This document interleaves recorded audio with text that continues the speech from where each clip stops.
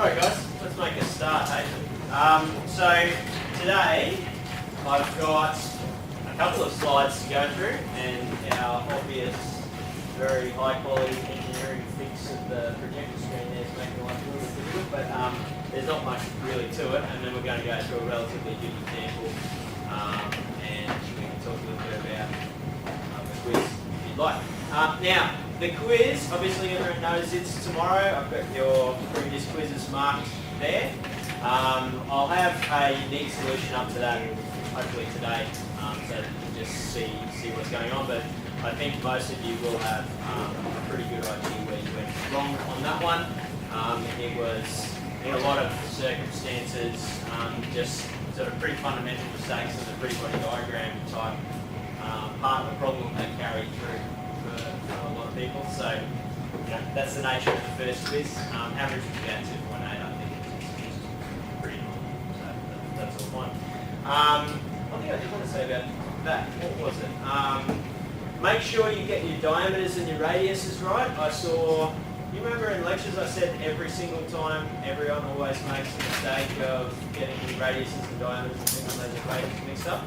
Yeah, about 3 or 4 people did that again. So please get your radiuses and diameters in all those equations really squared away, because it's a really fundamental mistake that will carry a lot of error all the way through.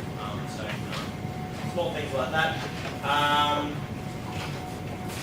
Oh yeah, so for the quizzes and exams for this subject, I don't need you to do the whole given schematic, find all of that laying out stuff. It'll take you 10 minutes at the beginning. I said that before, but I'll say it again now. You don't need to do that layout for the quizzes and exams. That's for, you know, it's good to do because it helps you solve a problem and not stuff it up, but you just don't have time in a quiz.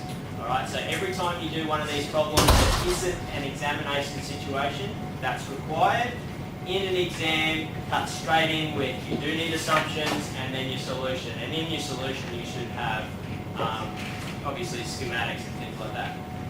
The other thing that I want to say that will apply for tomorrow's quizzes, if you have a free body diagram and you have a bunch of unknown forces on it, and then you do a big calculation of some of the forces, redraw the free body diagram and put those forces on it, please. Every single time redraw it. Firstly, because it's gigantically difficult for me to follow most of your maths as to what the hell, you know, F, Y, C and F, X, this, that, the other are. So it takes me 20 minutes to actually find which force you've actually done right. Secondly, when you actually draw 2,000, 2,000, 1,000 on a free body diagram, you realise, holy shit, I've done something wrong. Whereas when you actually just write numbers on a page and then you draw a shear force diagram and carry on your merry way, you don't realise you've done something wrong. Every single time, redraw the free body diagram with the actual numbers on the vectors. Because it's that extra check, makes my life a hell of a lot easier, and it means that you are more likely to catch a really fundamental error. So, you know, 100 up, 300 up. Is it a free body diagram? No, hang on, I've stuffed something up, I need to redraw it or recalculate it, okay? So that sort of thing is something that I saw really commonly, and it's something that will really help you catch those errors in the free body diagram, okay? So that's that.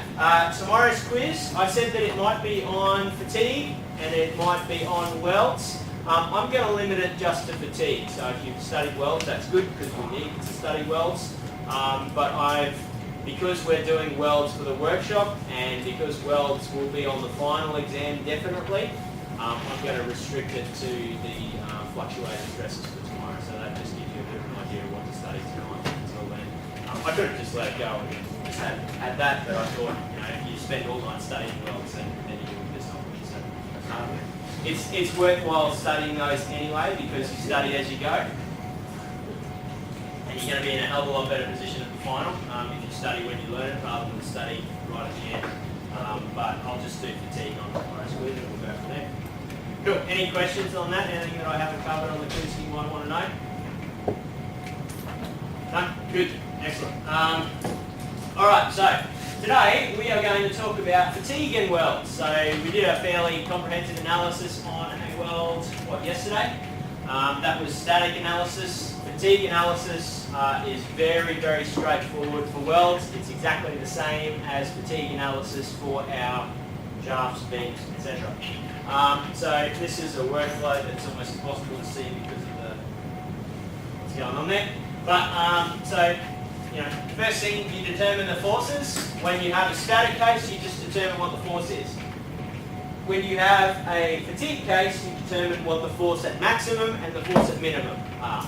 Exactly the same as what we did with our shafts. Yeah. You determine what sigma max and sigma min are. So where before we had F and you calculate critical stress, now you might have F going from 0 to something, and so critical stress will go from 0 to something. Yeah. So you just calculate the maximum and minimum stress, and we use formices for welds and everything else effectively. If you've got max and min, you can get A and M from the pretty simple little equations that we've used in the past. Calculate SN, put it on an AM diagram. Done. Exactly the same workflow as what we've done. The only difference for this is calculating SN, and there's just a couple of little factors around stress concentration as well that will be slightly different for welds. Not difficult, just slightly different. Alright, first thing, for our modifying factors, for size factors, if we have a weld, we could probably do that whole area calculation of where is the stress greater than 95%, how much of that area is involved, and how does that relate to a rotating or bending test, etc., etc. That would be incredibly difficult and effectively impossible if you don't know the size of the weld and that's what you're calculating. So in the absence of doing something complicated, what we normally use for welds is just a 0.8, so 80% type size factor. I'm happy for you to use 0.8 from here on in, but just remember that 0.8 is just an approximation. It's a relatively conservative approximation to that whole bigger calculation that you could do if you needed to get closer to the wire.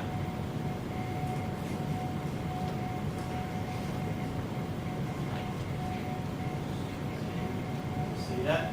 Alright, surface factor, CB, you can't really see it because that's in the way. We use exactly the same table, so exactly the same graph that you used before for surface factor. If the reinforcing of a weld isn't ground off, then you effectively use the as forged line. The surface finish of a weld is equivalent to the surface finish of an as forged material.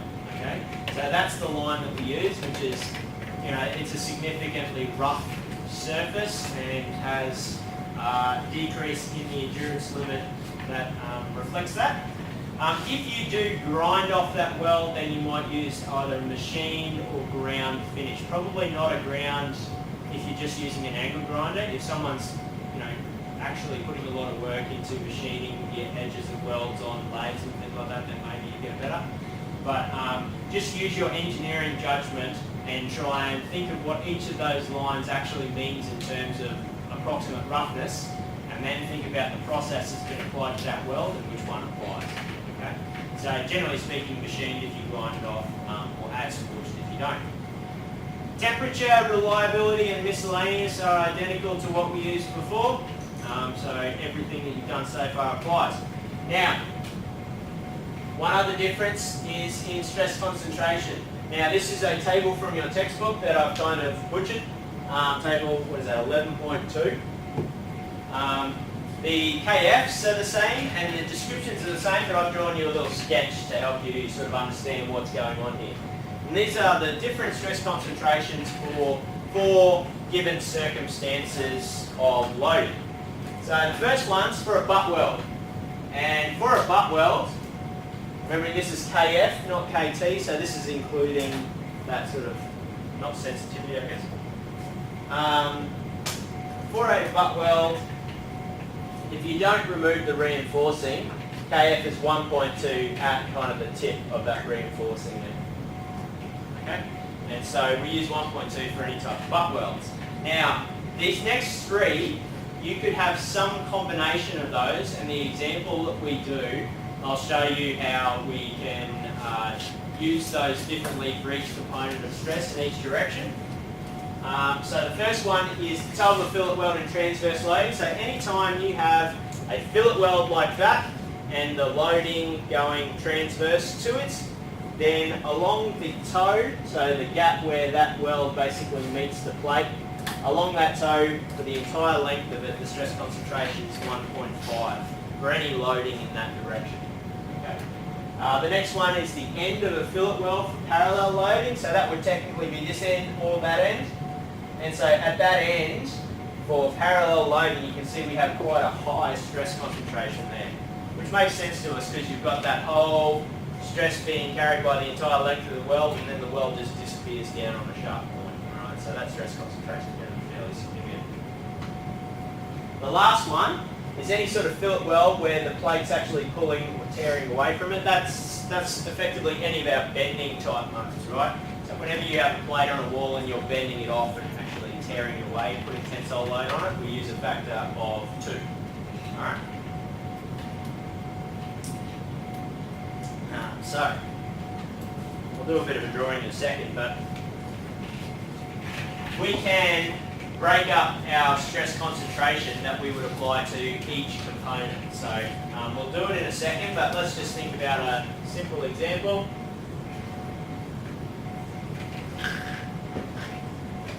Actually, let's take that one there.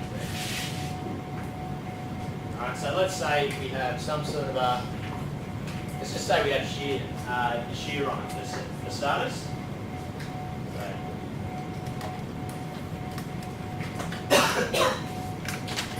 So let's think about the shears, and we have shear stresses or primary shear stresses effectively everywhere, but our corners are our points of interest.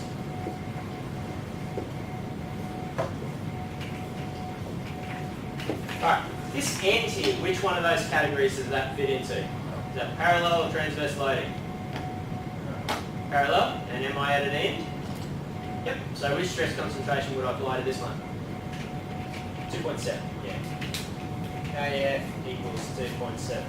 And probably this one as well, exactly the same. Alright, what about this guy? Is it parallel, transverse, or both?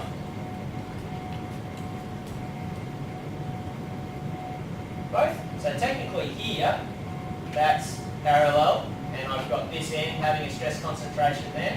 And technically this is transverse, and so I'd have a stress concentration there as well. Which one's the worst? Parallel? Yeah, so you just choose the worst of the two. So if it was just a weld that looked like that, right, then obviously it's just parallel, and I'd use, just transverse, and I'd use 1.5. But because they're joined up, in both circumstances we use the worst case. So KF equals 2.7. Same thing over here. KF equals 2.7. Alright, so we think about the vectors that we have, and then we think about which ones they line up. Now if I have some sort of a bending stress, and these bending stresses, let's say they go out of the page like that. What stress concentration would I apply to each of those? 2. Easy enough. So forth. Right, and then if I have a torsion, that torsion will have X and Y components. So the Y component we already know. What about the X component here? Yep, so it's parallel to that one, so KF equals 2.7. This one will have exactly the same there. And what about this component here? Is that parallel or transverse? Transverse? And it's only transverse, yeah? So that's KF equals 1.5. Alright, so you just go around for each of your components, and then you work out which part of that table applies to them, and then you just apply that stress. Okay? It's a little bit involved, and we're going to do the full version of this in the example. I am happy for you to assume away and take the most critical case. Okay, so what I mean by that is, particularly with the shears, when you have a combination like this, rather than just calculating the worst case, you can say that, we'll rather than calculate 1.5 for the X components and 2.7 for the Y components and all that, you can just say that, you know, at each point there'll be some combination of transverse and parallel, so we'll use the worst case 2.7. Done. Yeah. Now, generally speaking, because KF equals 2 for bending, it's pretty easy just to apply that to all your bending stresses. But you know, if you want to use the worst case of 2.7, that's conservative. Just give me a description of why you chose that, and then that's okay. Are we good with that? So we're applying stress concentration to the particular stress components the exact same way as we did before. Before we had tables that we calculated KF or KT technically for bending, torsion, axial load. Now we've got the same thing, we just need to think about which part of this table each of our components applies to. Okay? And last page. Pretty easy. Use an AN diagram. Alright, so once you have SN, and once you have your sigma A and your sigma M, then you can go ahead and plot it on that. And we use it in exactly the same way as we've used it before.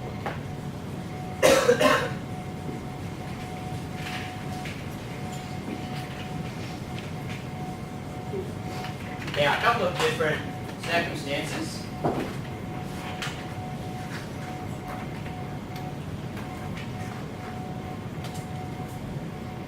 Right, so if stress is fully reversed,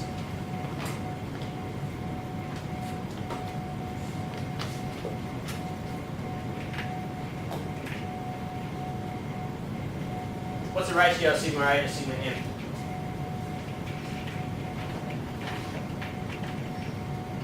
So sigma A is something and sigma M is 0. So what's something divided by 0?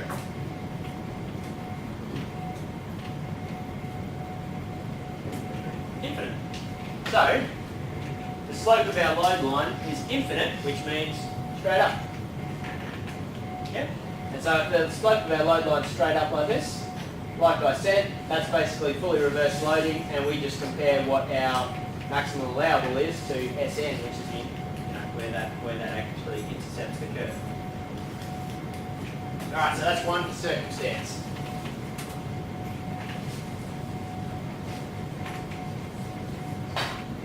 This one's pretty common with welds, and it will be the problem that you do today.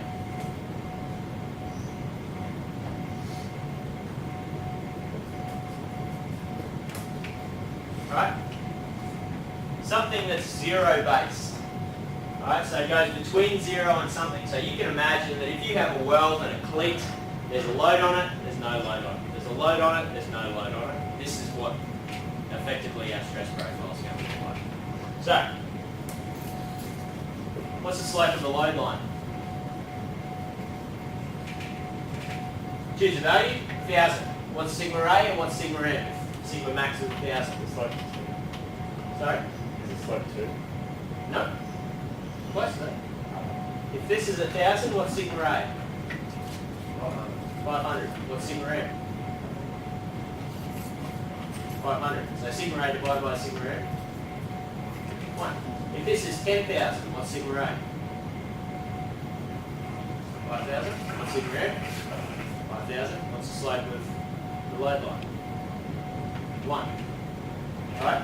So whenever you have the circumstance where something is zero based, the load line always has a slope of 1. Because if it's zero based, then the amplitude and the mean have to be equal because the amplitude is the mean. If that makes sense. Alright, so in that circumstance, we've got a load line of 1. And so it doesn't actually matter what this is, what this value. I never actually have to calculate sigma max until the very end. Because if I know SN and I know SUT, I can work out what my allowable sigma A and my allowable sigma M is, and I can work out what my max is by adding them together, and then I can relate that back to the force or the size of the weld or whatever that I want to do. Okay. Last circumstance. I want to talk about this stuff I have at some point. So this is just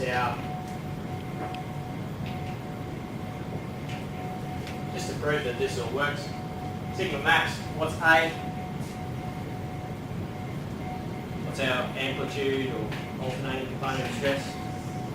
0. What's our mean component? What the sigma max is. So the slope on the line is going to be sigma A, which is 0, divided by sigma max. What's my value? Slope is 0. Out here. That's SUT. That's SY. So our allowable stress is SY, which is our static calculation. Right? So our AN diagram works perfectly well. The reason I wanted to show you was that slope of 1 for zero-based stuff. We haven't talked a lot about that, but that one's really, really common for welds. All right. So you might get, between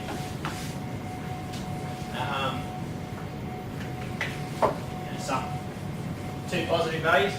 Would it be very common for a weld to go between a positive and a negative value of stress? Could do. Up and down, certainly. If you're talking about those shears changing, with loads up, shearing load, down, shearing load. Bending stress, maybe, yeah, because you're sort of going between tension and then compressing the other way. It's less common, though. But you can definitely get that. Oh, you'll have to excuse me how much road skipping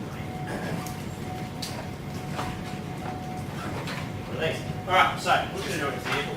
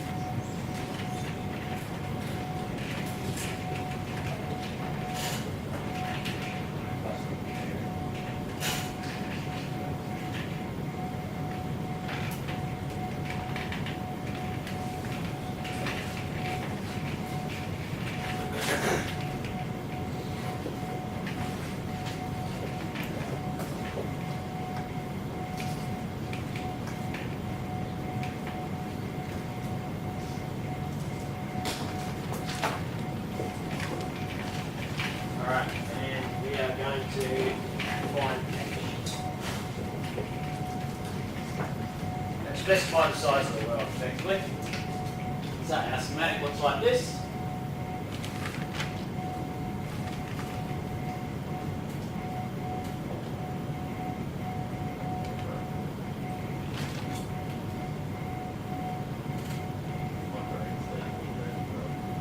It's got schematic in it. Yeah, it does. SC. Hey, yeah, that just looks wrong. There. One of those weeks.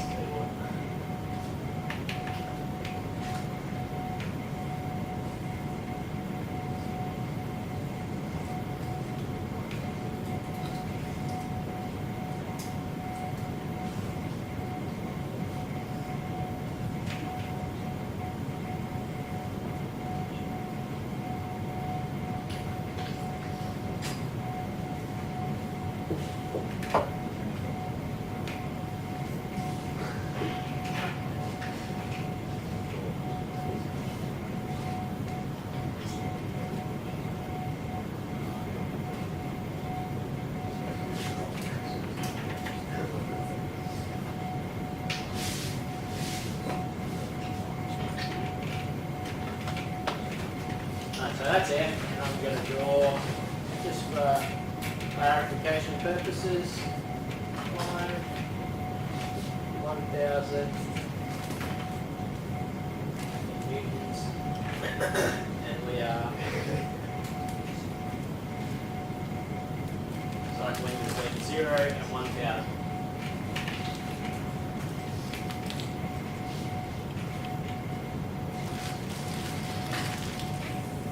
Okay, so what's the first thing we do?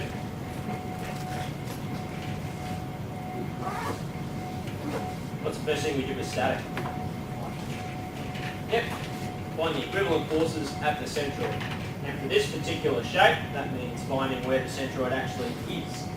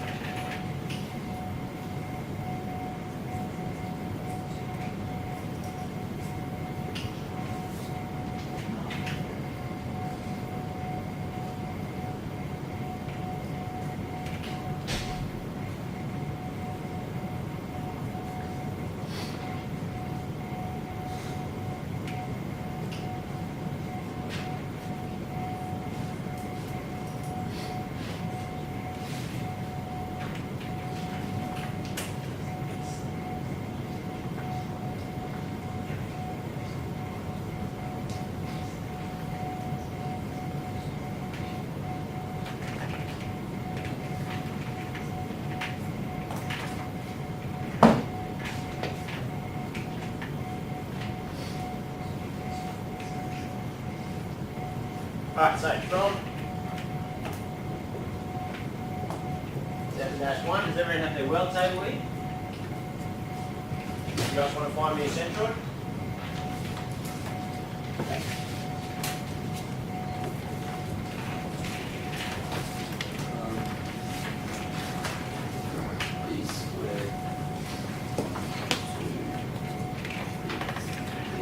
Yep.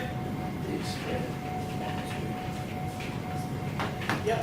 So X bar, and we make sure that we've got our X bars and our Y bars around the right way, but it doesn't really matter with this question. So B squared does make sure B's and D's are right, I suppose. And Y bar equals D squared on 2B plus D. Alright, what do those equal?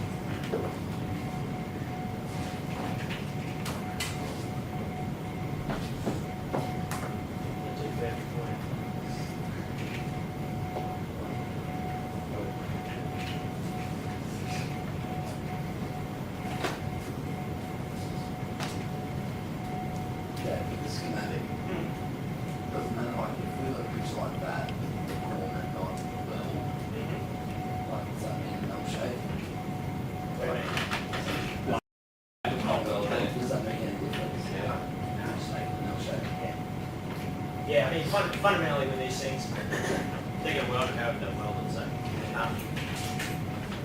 all we can assume is the edge, the perfect edge that gets welded. So that line there is our line, and we treat that like a line, and that line can expand out in the weld direction, whatever H is. But that's really the only thing we can reliably analyse. So if it looks like that, well, theoretically you can be doing that with a weld or whatever. It's the same thing.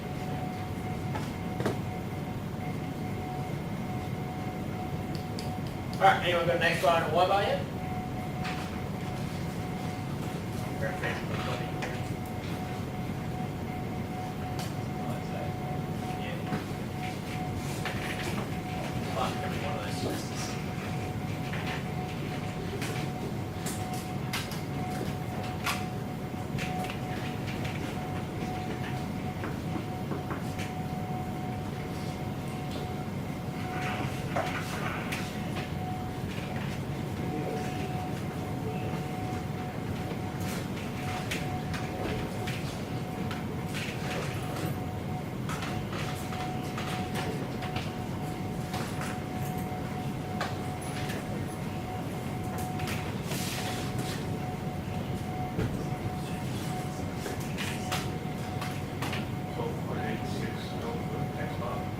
12.86 mil, so let's talk in 12.86. Yep. 0.02286 for Lila wheels. 02286. Alright, does that make sense to us? What X bar being shorter than Y bar? Yep, because the horizontal B is shorter than the vertical D. So it would make sense that one's a little bit less than the other. So that's just a quick little check if you do. Alright, so equivalent central in loads.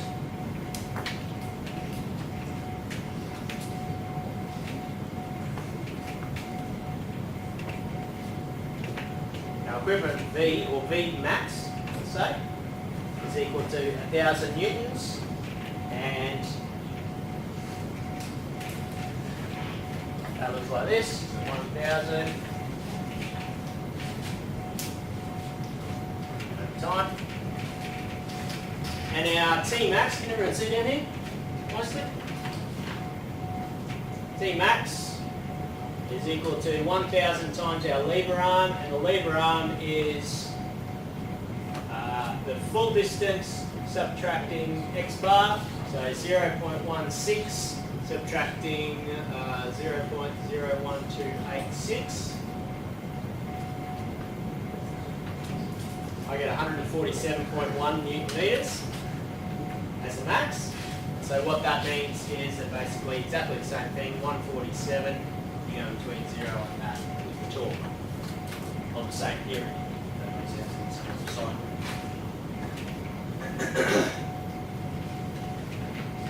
Alright, everyone good so far? Yep. If you had a max F and a min F, you'd get V max and V min, which are just that F value, and you get tau max and tau min based on the same equation except just subbing a different F into it. Or you can carry an F and into the equations until you actually need to calculate a stress or whatever you want to do.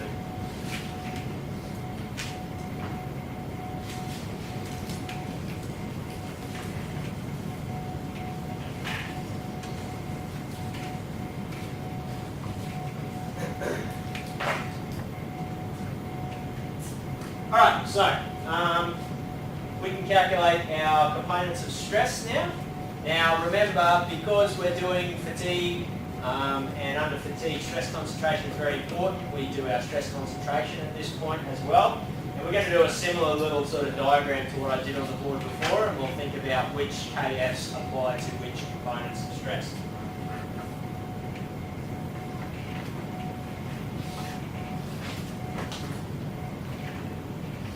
Stress concentration, so from, well, first on the left here, let's just draw our potential stresses, I suppose. And work out which components we actually need to think about. I've got a centroid there, B and T. Okay, and so our corners are going to be our potential critical elements.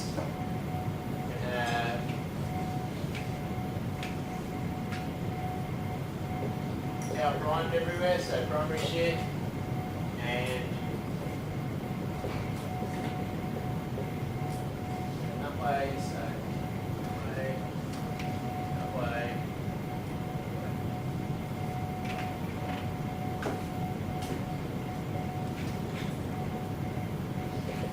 Right, any other stress?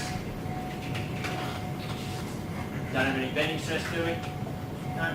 So those are all our components of stress. So now we need to, if we were thinking about X's and Y's, then we'll just think about what the X and Y component of stress concentration is in that plane, and we can go from there. Right, so let's just say that we have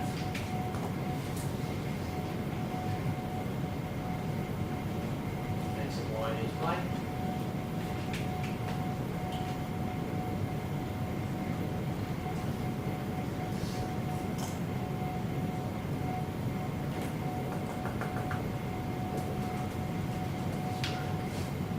Load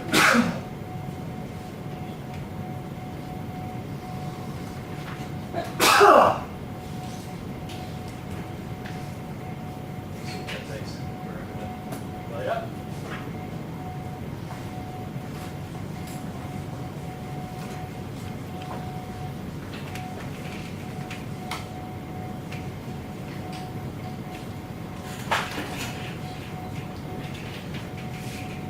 Do really start making something about back again, like on the shoes.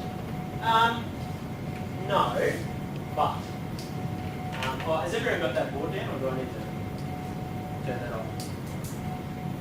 Show of hands, anyone that needs me not to rub that out right now. Good. Sweet. Alright. I'm going to rub this out now. Shall I? Put your hand up if you don't want me to do that.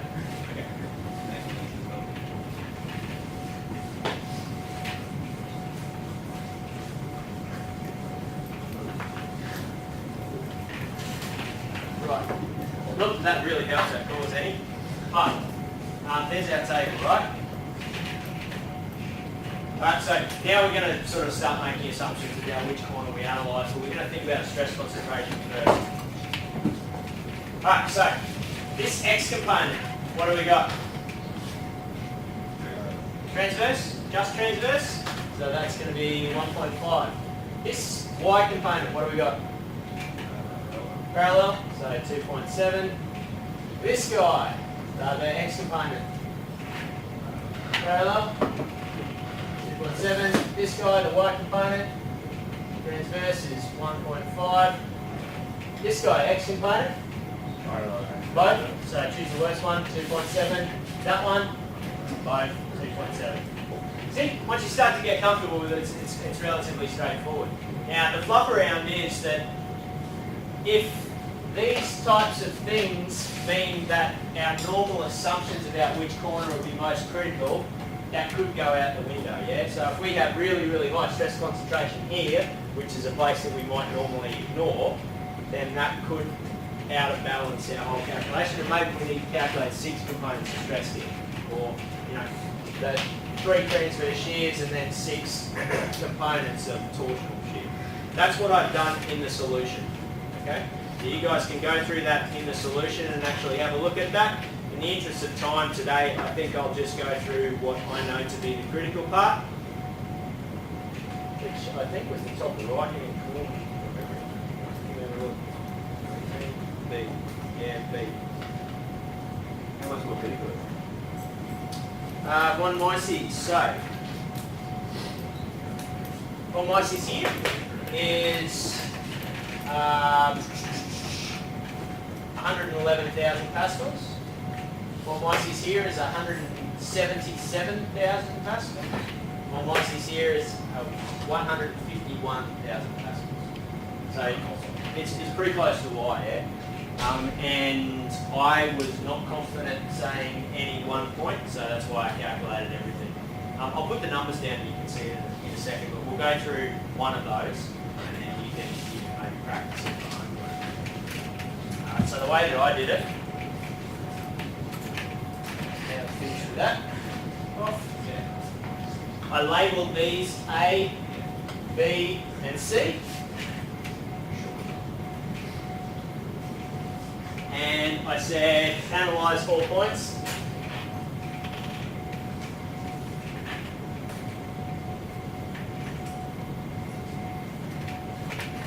And the first thing I did was primary shear.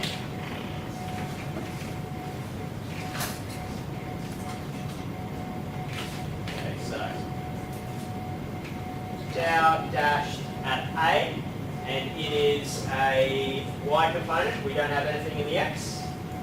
And that equals KF B on A. Right, my KF in the Y at A is 2.7.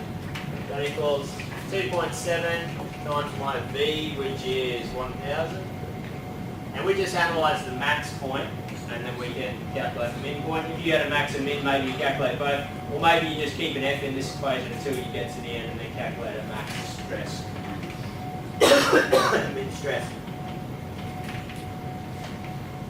area is the throw to the weld times 0.06 plus 0.08. So I got that as 1 on T 19285.71 pascals. Tau at B in the Y equals Kf B on A, which equals my Kf in the Y here is 1.5 times 1000 and all this other stuff.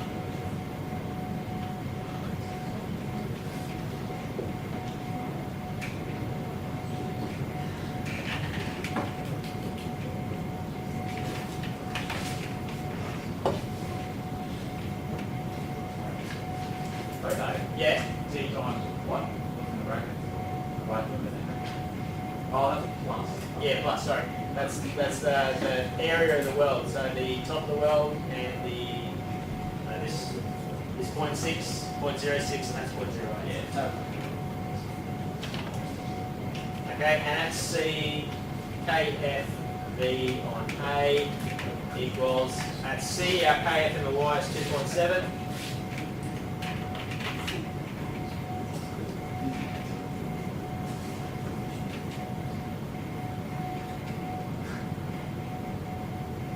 And that is the same as what we had before, 1 on T.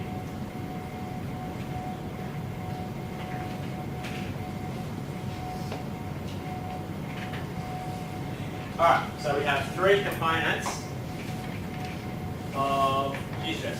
Now technically, if we look at their direction here and we're adding x's and y's, this is probably a good point to put a minus sign on each of those because they're all down in the y. Okay? But if you're good at vectors and you don't stuff it up, feel free not to do that. Just add them correctly at the end. It's good practice when you're talking x and y components to make sure you have them all right.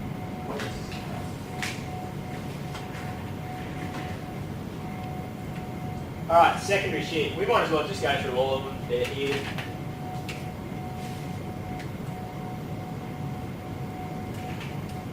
Good practice. Now, one thing that we're going to need, we're going to calculate 6 components of secondary shear, so x and y for each of our 3 points. And for each of those, JU is going to be exactly the same. So let's not calculate that 6 times. Let's do that once.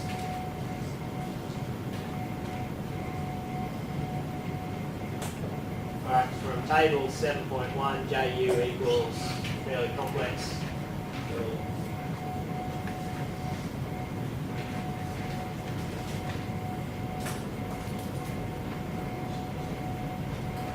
Alright, you guys want to calculate that, please?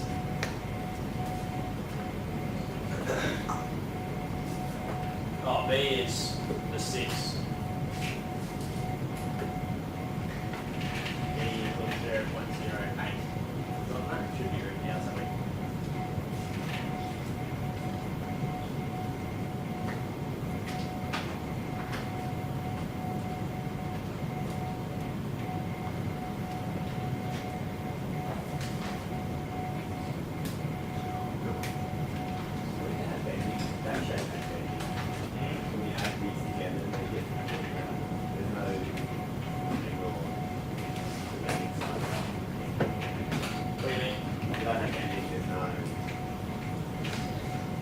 We've not got one of those on there. Yeah, pretty sure.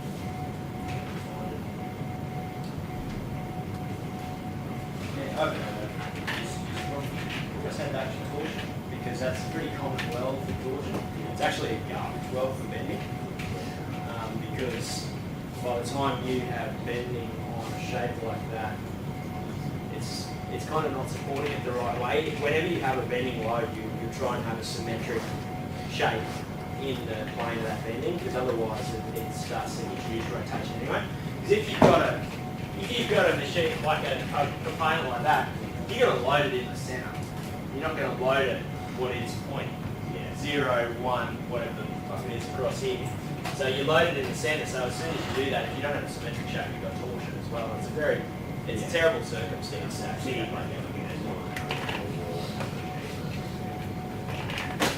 Yeah. But so it's definitely possible, and there's definitely one. It's just that's copied out of the textbook, so they obviously didn't if I needed one for an example, of course, I'd give it to you.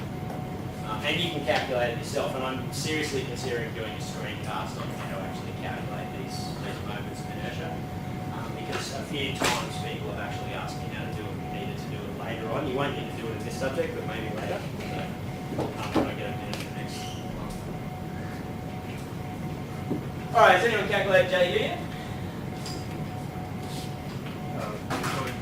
2.46 fractions -4. Yep, that sounds good. So 1.4. I normally keep a lot of decimal places on JU, just you know, you can carry them through, and it's good to round off at the end, otherwise you start to lose resolution. 4638, I think meters cubed. There we go.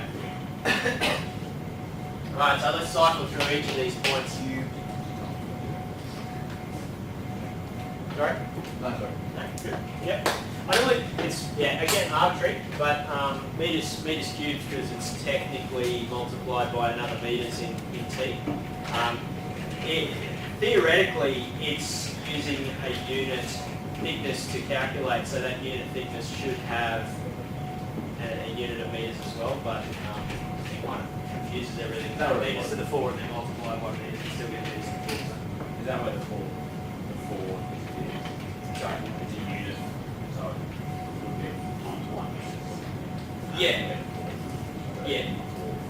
Ideally, yeah. It's just, if you're going to have a unit on it, it makes more sense to have meters. Yeah. Multiplied by another meters, yeah, J. Alright, so let's do each of those points. So at A, our double dash, A and the X, and we're going to do the same component calculation that I've been telling you to do, because I hate working in sines and causes, and it's really difficult to get it right every single time, and it takes twice as long to do that. So we're just going to do, from the centroid, to calculate the X component we use Y bar, to calculate the Y component we use X bar, so whatever the lever arm of those loads are. So for the X component, I get KFTR on TJU. The X component, KF is 2.7 at A. My T is, what do we calculate T as? 147, I think. 1. And the X component is going to be my Y lever arm, which is Y bar, which is 0.022, etc.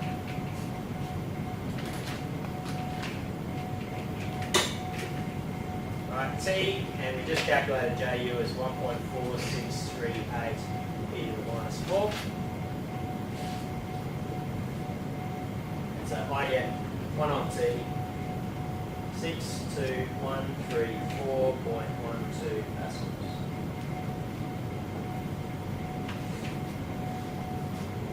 And then secondary shear at A, Y direction. Now, was that up or down? That's why it's up. No? Yes? Across, yes. Positive. And the Y one is going to be, at that point, it's going to be positive as well. Up. KFTR TJU. And for this one, KF is still 2.7. Sorry, the top one, 2.7. 47.1. And now we're doing the Y component, so we use the X lever arm, which is X bar, 0.0129.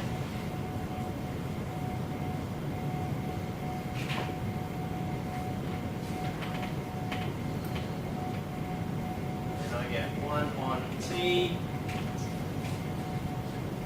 35,001.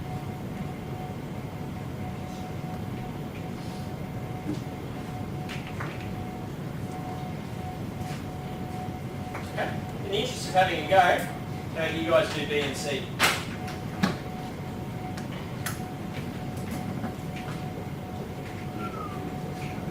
All right. There we go. What do we get at B for tau B in the X?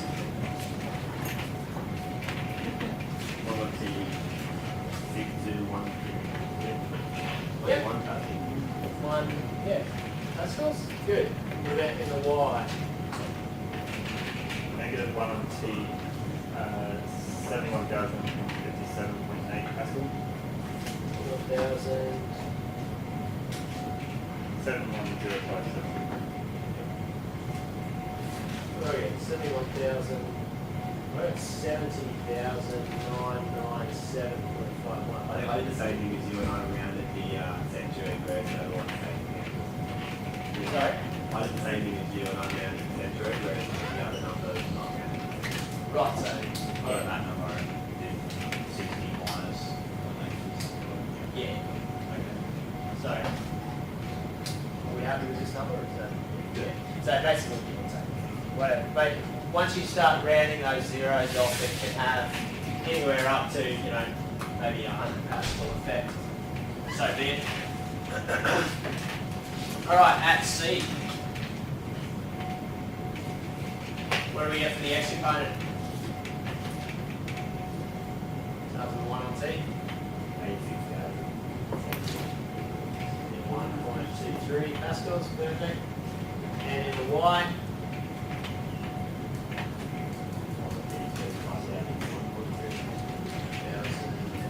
1,032 Pascals, exactly. Right, now let's just make sure we've got our positives and negatives all squared away.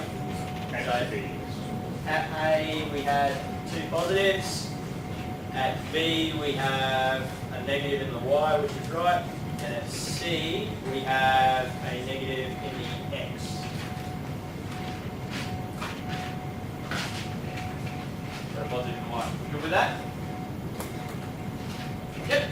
So now it just requires us to add all of the X's and Y components in A, B and C, and probably calculate it by mices. And you can do that real messy on the page, or you can do it in a nice neat table. So I normally like to do it in a nice neat table. If I've got more than one to calculate.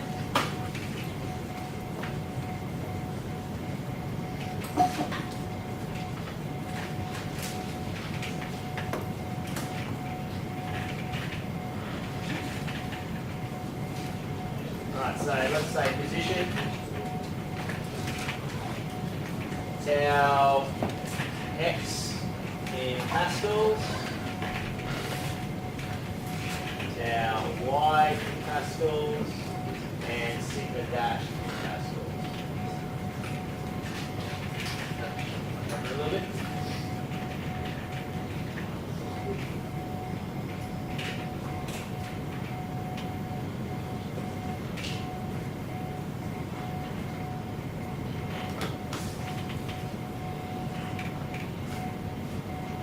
A, and I'll just put a times 1 on T, so I don't need to put 1 on T in every box. B.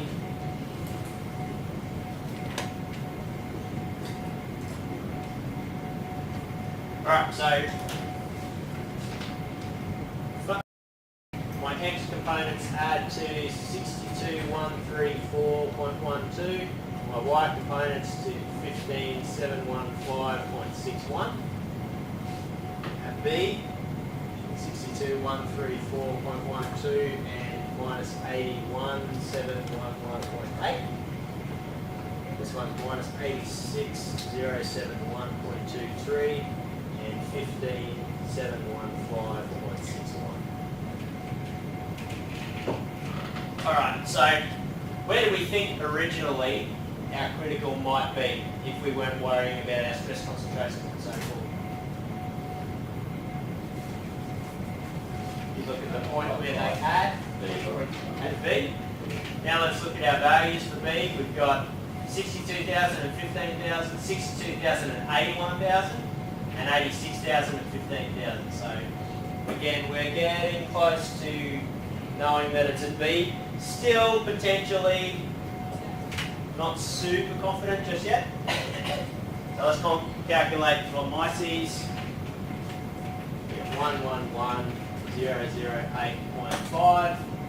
We get 177,798.77, and we get 151,544.42. Right. We are confident. Okay, and that's sigma max. So here I'm going to say therefore sigma max dash from Mices equals 1 on T 177.798.77 and sigma min is equal to 0, but I'll put a 1 on T at the front just because that's still equal to 0.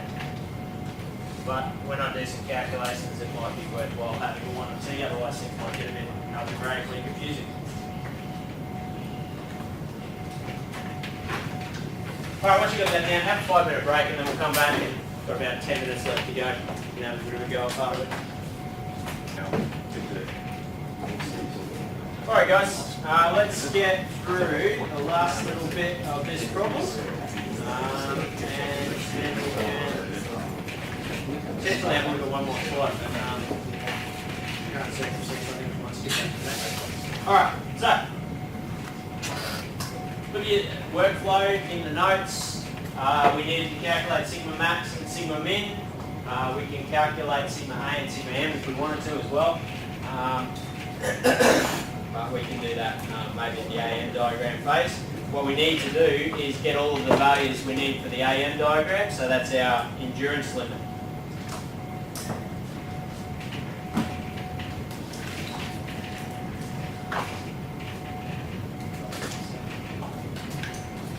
Alright, so the first part of that is Sn equals Sn dash Ca Cb C6 Cd Ce, just because we know. Sn dash equal to, approximately equal to 0.5 SUT. What was SUT? 415.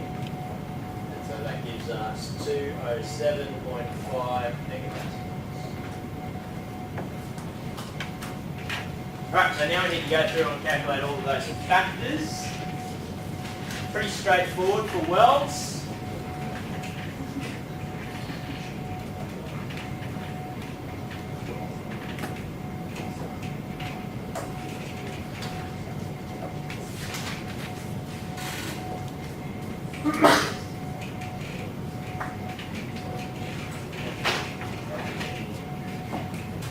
Alright, so CA, size factor.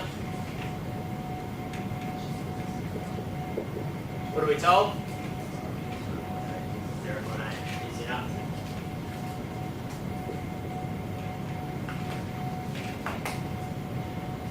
CA equals 0.8. I just put the assume there because that's largely what we're doing. We're just assuming that 0.8 is appropriate. We can calculate a value that's more accurate than that if we want to.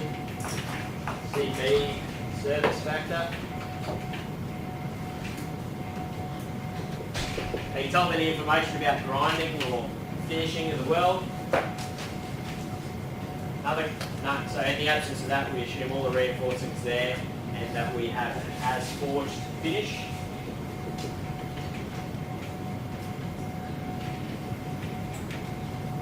Alright, and so from figure 8.13 with SUT equals 415 megapascals. What do we get? CB equals what? You've got a table? Sorry? 0.55. Alright, so we've lost half our strength just because of bad surface finish. Yeah? So you can see that there is a lot of advantage to grinding off a weld and making it neat. And potentially our stress concentrations, you might actually be able to remove some of that critical stress concentration if you grind off a lot of that. Because that's assuming a sharp point of that fillet of the weld coming down at the surface. So that's why you got sort of 2.7 in the worst case. So if you can clean that up and improve the radius, you might actually improve the strength as well.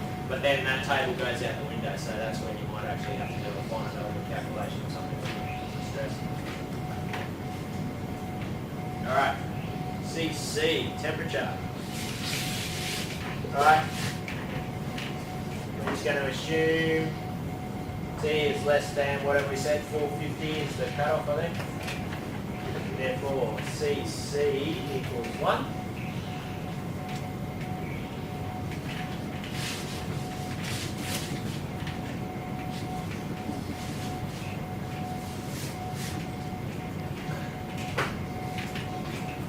CB reliability.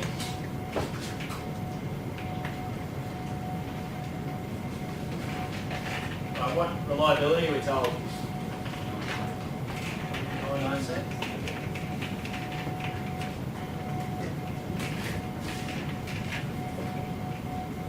0.814.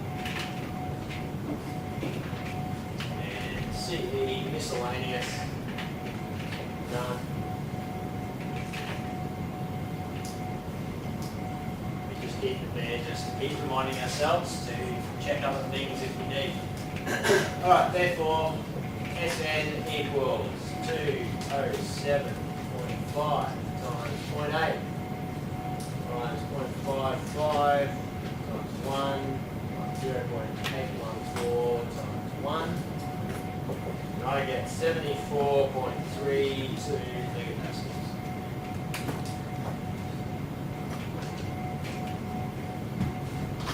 So ultimate's 415. We're well under a quarter of that, yeah? Is that probably a fifth or almost a sixth even?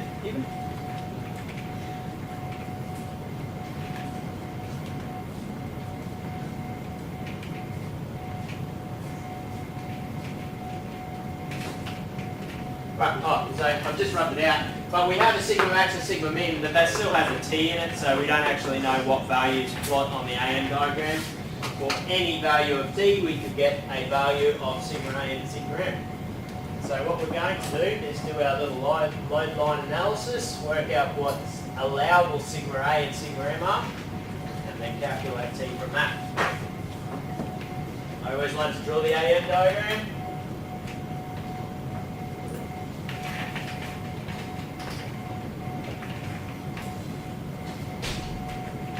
Strange, it's kind of a catch-22. You draw these diagrams and you do all these extra things that I tell you to do, it'll take you longer in a quiz situation, and so there's the kind of motivation not to do it to save time. You think that you're going to save time by not doing it, and then you'll stuff something up and you'll have done half of the quiz having not caught the error until halfway through and have to go back to the beginning. Where spending a little bit extra time doing some of these extra checks as you go might actually have saved you that in the first place. So some of the things that seem like they might take you a little bit longer to do, and so you cut them away for a quiz, might actually save you the time that you need to get it complete. So practicing going through the motions and just drawing these things, the Moore's circles and the AN diagrams and things like that, and getting really quick and just punching one out and having it there and just double checking your solution as you go is really good quiz or exam technique.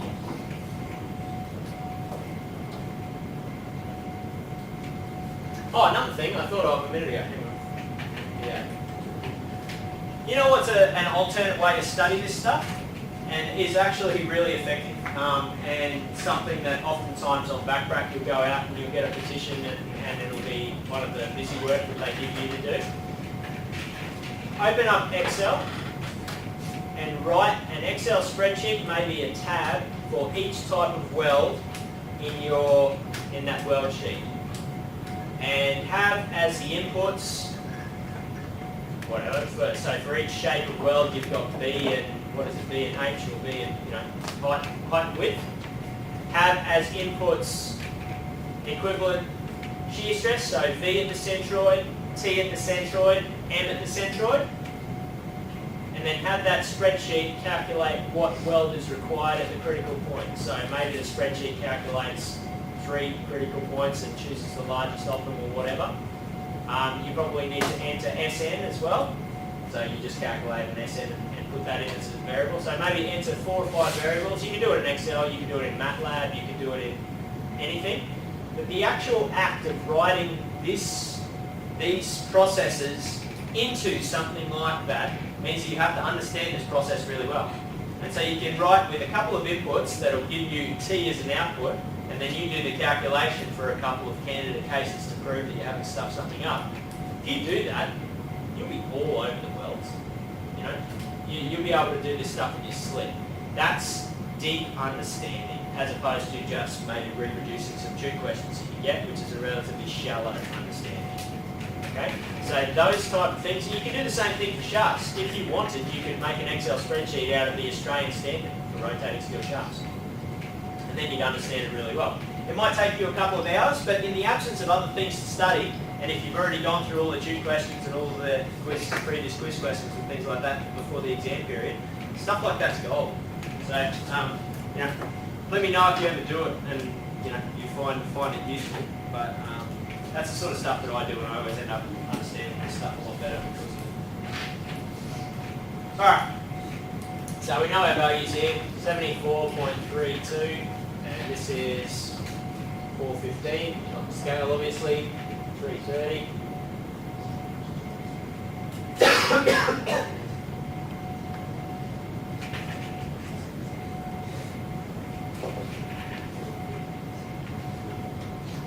Alright, so we need to find sigma A allowed and sigma M allowed, or technically one or the other. Sigma A and sigma M, do we have a relationship for them? 1. Yeah, so the slope between sigma A and sigma M is 1. So we know that our load line comes up here. Slope is 1, and that's just because it's zero-based loading. So we can work that out. If it wasn't zero-based loading, we could work out a ratio based on, you know, the A and M that we calculate, and the T's would cancel out, and then we get a ratio slope as well. But in this case, it's very easy. We know it to be 1. So one equation, the equation of that line is just sigma A equals sigma M. And then the equation to the Goodman line is sigma A on 74.32 E6 plus sigma M on 415 E6 is equal to, what's our factor of safety? 2. Alright, 2 equations, 2 unknowns. Tell me what my sigma A and sigma M are. Technically they're the same. Tell me what one of them is.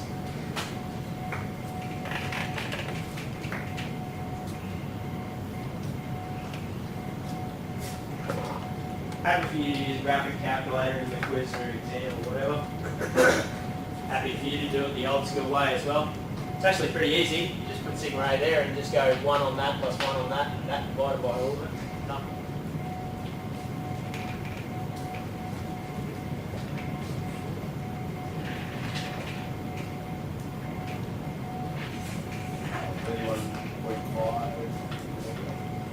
I think I put 5.6 megapascals. Excellent.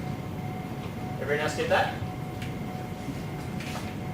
Anyone else try? Yeah? Cool. Alright, so now we need to equate that to what we know. So from before,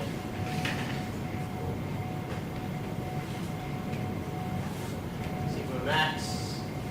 Are you going to see that, or is that kind of? Maybe I'll start on this.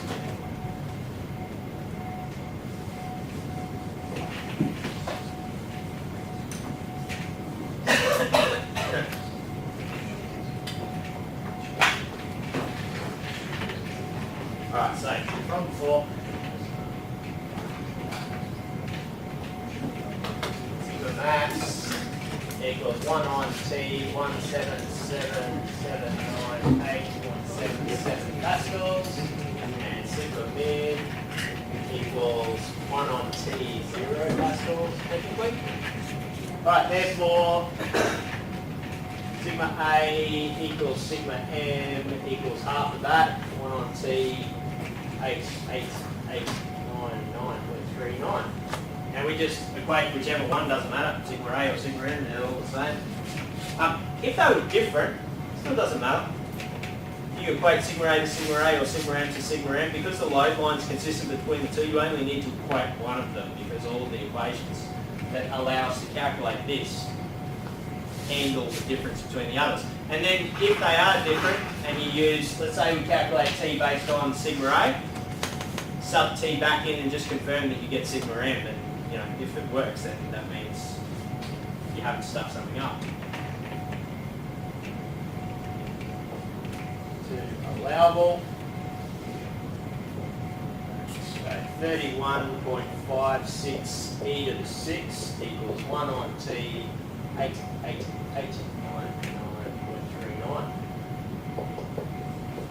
Where do we get the T?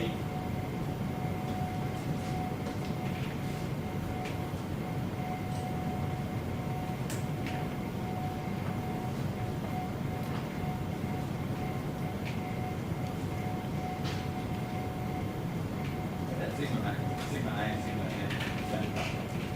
Not on the 88.47. So it's half of that. So it's just our equation. This one plus this one divided by 2 gives you A.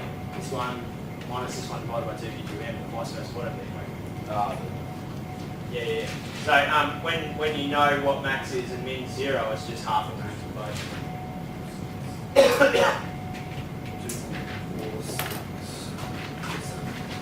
2.47.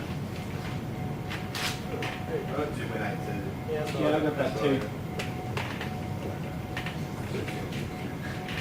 something like that. We're not finished yet because we need the leg, so H needs to be bigger than T, remember that?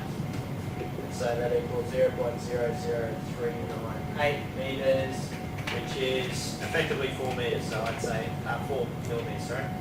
Therefore choose a weld of 4 millimeters. Now, we're technically pretty close to the 4 mils there. Plus or minus some, carrying some decimal places through, that might put you just a sneak over 4, at which point you choose 5. So the question really would be, are we comfortable with 4, or would we choose 5 just because it's really close to 4? And really that decision-making process is based on your factor of safety. So we get a factor of safety of 2. So at 4, that's technically twice what it needs to be. So if it needs to be 4.1, that's technically telling us it needs to be 2.05 or whatever. So plus or minus a little bit around 4 is not a big issue. If we were really close with our factor of safety, then we might be inclined to just build a little bit more safety into the size of the weld that we specify. Because chances are, if you say a 4 mil weld, you're not going to get a 4 mil weld. You're going to get anything between a 3.5 and a 4.5 if you've got a good tradesman. And if it's you guys doing it in a workshop on a motorsports car, it's going to be anything between 3 and about 8. So, keep that in mind as well when you're specifying these sizes. Cool. All right, that's everything I've got for you. Now, in the lecture notes, I'll put an extra document. I was going to go through it at the end of this class, but everyone's heads baked, and ideally you want to actually see what I put on the board to understand what I'm talking about. It's a little bit of extra reading on different versions of A and M and how that actually works. So far, when we're talking about factors of safety, we're just plotting a line straight from the origin. But that assumes that you're going from 0, 0 to something. If you have a baseline level of stress, like for example, weight of a bridge. Weight of a bridge doesn't start at 0, it starts at some weight value. So this line doesn't always necessarily plot from the 0 point. While I choke. Bolts in free tension is a really good example of that. So just have a quick read through that, and then I'll talk about it in more detail when we get into bolts. Alright, have a good one. I'll see you tomorrow.